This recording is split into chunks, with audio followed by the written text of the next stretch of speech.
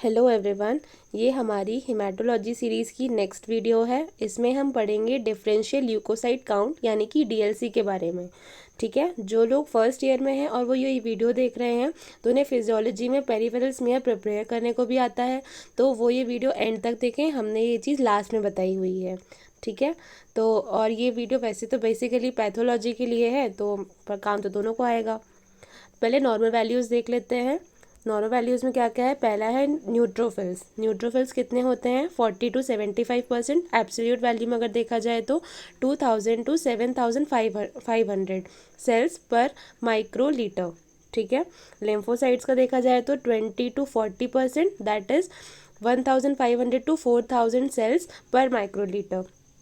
Monocytes 2 to 10%, that is 200 to 800 cells per microliter. Eosinophils 1 to 6%, that is 40 to 400 cells per microliter. Basophils 0 to 1%, that is 10 to 100 cells per microliter.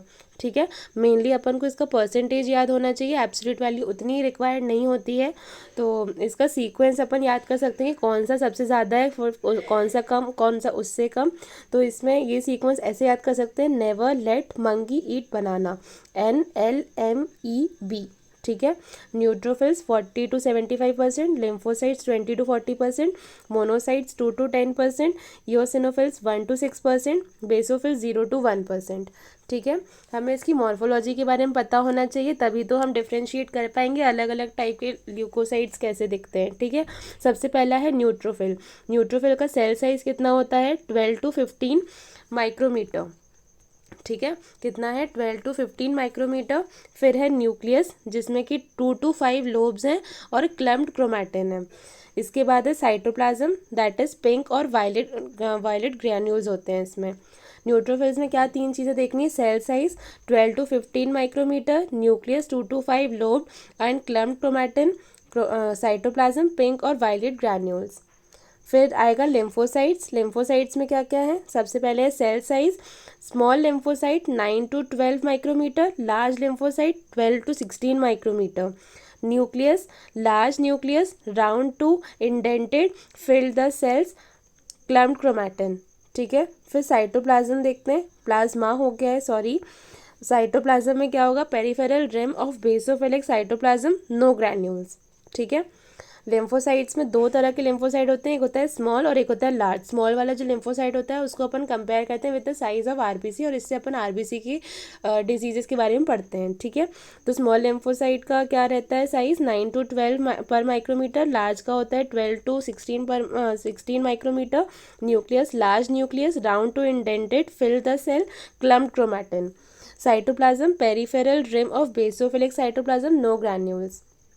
फिर आ जाते हैं next, third है अपना monocytes. Monocytes का cell होता है 12 to 20 micrometre, nucleus large, lobulated, indented with fine chromatin. ठीक है, cytoplasm light basophilic, may contain fine granules और वैक्यूल्स। ठीक है, मोनोसाइट्स फिर से देख लेते हैं। मोनोसाइट्स जो है वो सबसे बड़ी सेल्स होती हैं। इसमें क्या है? Cell size 12 to 20 micrometre, nucleus large, lobulated, indented with fine chromatin. Cytoplasm light basophilic, may contain fine granules और वैक्यूल्स। ठीक है, फिर आ जाते हैं ईओसिनोफिल्स। ईओसिनोफिल्स का cell size 12 to 15 micrometre, nucleus bilobed, clumped, bilobed, clumped chromatin. ठीक है, और साइटोप्लाज्म में coarse crimson red granules. Eosinophils को ही अपन ने हेडफोन शेप पढ़ा था एनसीईआरटी में।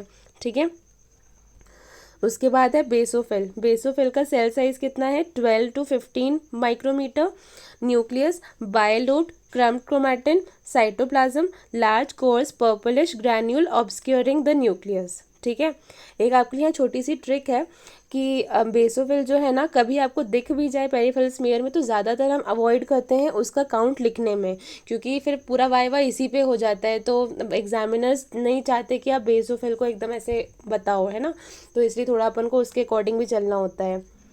आपको मिले, आपको एकदम कंफर्म हो कि वो बेसोफिल है, अब उसके लिए आप वाइवा तैयार हो आपका, तो ही आप बोलो कि हाँ सर वो बेसोफिल दिखा हमें, क्योंकि उसका चांस इतना कम है, 0 to 1%, तो इसलिए ना उसका मिलना बहुत मुश्किल होता है। ठीक है, अब प्रोसीजर देख लेते हैं डीएलसी का। सबसे पहला है pour Leishman stain drop wise, wait for 2 minutes। Second step, add double quantity of buffered water mixed by rocking and और blowing for 8 minutes. Wash in water for 1 to 2 minutes. Dry in air and examine under oil immersion lens of the microscope. इसका procedure क्या करना है, अपन को पहले से एक peripheral smear बना हुआ अगर मिलता है तो उसके बाद की स्टेप्स बताई हैं इसमें। उसमें क्या करना है, पेरिफेरल स्मीयर अपने पास है जो कि हीट फिक्स्ड होगा, या तो फिर अपन ने ड्राई कर लिया उसको, ठीक है। तो उसके बाद पहला स्टेप क्या करेंगे, लेशमान स्टेन डालेंगे ड्रॉप वाइज, 2 मिनट वेट करेंगे, फिर उसमें उसकी जितना लेशमान स्टेन डाला उसकी डबल क्वांटिटी में बफर्ड वाटर डालेंगे, फिर उसको मिक्स करेंगे बाय रॉकिंग और ब्लोइंग फॉर 8 minutes, ठीक है, मतलब फ़ैन के नीचे ड्राई कर लो, सिंपल। फिर 8 मिनट्स तक मैंने ड्राई किया, उसके बाद उसको वॉश कर देंगे वाटर से, 1 to 2 minutes इसे वॉश करेंगे एकदम पतली, एकदम कम धार के पानी से, ठीक है, नहीं तो वो निकल जाता है उसमें से स्मीयर जो है। फिर उसके बाद dry in air and examine under oil immersion lens of the microscope, ठीक है। फिर अब अपन देख लेते हैं कॉजेस, क्योंकि अगर अपन को डीएलसी परफॉर्म करने को आएगा तो उनको ये मतलब ये चाहते हैं वो कि अपन को हर चीज़ का कॉज पता रहे कि न्यूट्रोफिल कब कम होते हैं कब ज़्यादा होते हैं, ठीक है। तो न्यूट्रोफीलिया देख लेते हैं कब कब होता है। न्यूट्रोफीलिया कब होगा, pneumonia, abscess, acute tonsillitis, acute appendicitis, acute cholecystitis, burns, CML, gout, hypersensitivity reaction, idiopathic, ठीक है। न्यूट्रोफीलिया मतलब तो समझ ही गए होंगे ना, मतलब कि न्यूट्रोफिल्स का काउंट ज़्यादा हो जाना। ज़्यादा कब होंगे, जब कोई इन्फेक्शन होगा, एक्यूट इन्फेक्शन होगा ज़्यादातर तब होता है। तो pneumonia, abscess, acute tonsillitis, acute appendicitis, acute cholecystitis, burns, CML, gout, hypersensitivity reaction और इडियोपैथिक, ठीक है। ये 10 रीज़न, देखो होते तो बहुत सारे हैं, मैंने अपने से चुन के 10 लिखे हैं इसमें जो थोड़े आसान है याद करने के लिए, ताकि अपन लास्ट मिनट में इसको रिवाइज करके अपन एग्जाम में बोल पाएँ, ठीक है। फिर आएगा न्यूट्रोपीनिया। न्यूट्रोपीनिया मतलब न्यूट्रोफिल्स का काउंट कम हो जाना। कम कब होगा, टाइफॉइड, मीजल्स, मलेरिया, काला अजहर, एप्लास्टिक अनीमिया, SLE और एनाफाइलेक्टिक शॉक। क्या क्या है, टाइफॉइड, मीजल्स, मलेरिया, काला Azhar, aplastic anaemia, SLE, anaphylactic shock. फिर आ जाते हैं लिम्फोसाइटोसिस। लिम्फोसाइटोसिस मतलब लिम्फोसाइट्स का काउंट बढ़ जाना। अपन ने ये चीज़ पढ़ी है कि लिम्फोसाइट्स जो है ना वो वायरल इन्फेक्शन में बढ़ता है, तो वायरल याद है तो उससे वायरस जैसी चीज़ें इसमें आएंगी, ठीक है। तो सबसे पहला ही है viral hepatitis, tuberculosis, CLL, brucellosis और पर्ट्यूसिस, ठीक है। 5 याद कर लो, viral hepatitis, tuberculosis, CLL, brucellosis और पर्ट्यूसिस, ठीक है। फिर लिम्फोपीनिया। लिम्फोपीनिया मतलब लिम्फोसाइट्स का नंबर कम हो जाना। कम कब कब होता है, aplastic anaemia, AIDS, Hodgkin's disease, irradiation और high dose of steroids. Aplastic anaemia हमने ऊपर भी पढ़ा, कहाँ, न्यूट्रोपीनिया। न्यूट्रोफिल्स का काउंट, एप्लास्टिक अनीमिया न्यूट्रोफिल्स का भी काउंट कम होगा और लिम्फोसाइट्स का भी काउंट कम होगा। एप्लास्टिक मतलब वही बोन मैरो में डिफेक्ट हो गया तो सारे WBCs भी ढंग से नहीं बन पाएंगे, ठीक है, तो ये वाला तो आएगा ही इसमें सॉरी। फिर है मोनोसाइट्स। मोनोसाइट्स में क्या है, मोनोसाइटोसिस मतलब मोनोसाइट्स का काउंट बढ़ गया। कब बढ़ेगा, ट्यूबरकुलोसिस, सिफिलिस, मलेरिया, काला अजहर और मल्टीपल माइलोमा, ठीक है, आसान है। ट्यूबरकुलोसिस, सिफिलिस, मलेरिया, काला अजहर और मल्टीपल माइलोमा। फिर आ जाते हैं इयोसिनोफीलिया। इयोसिनोफिल्स का काउंट कब बढ़ेगा, जब कोई एलर्जिक रिएक्शन होगा, ठीक है।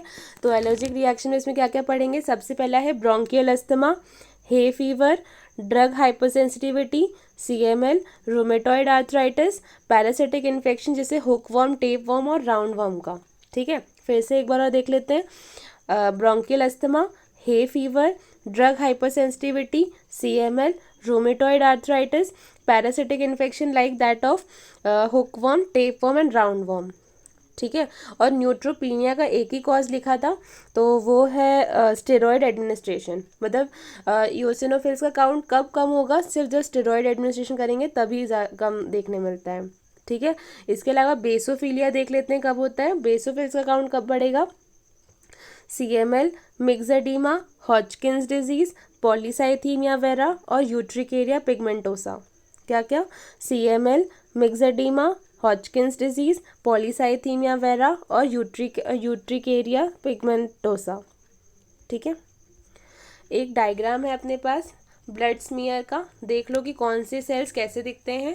मोनोसाइट्स को देखते हैं कि देखो सबसे लार्ज सेल्स मोनोसाइट हैं, और लिम्फोसाइट्स में देखो स्मॉल है, और उसका जो न्यूक्लियस है ना ऑलमोस्ट वो फिल कर रहा है पूरे साइटोप्लाज्म को।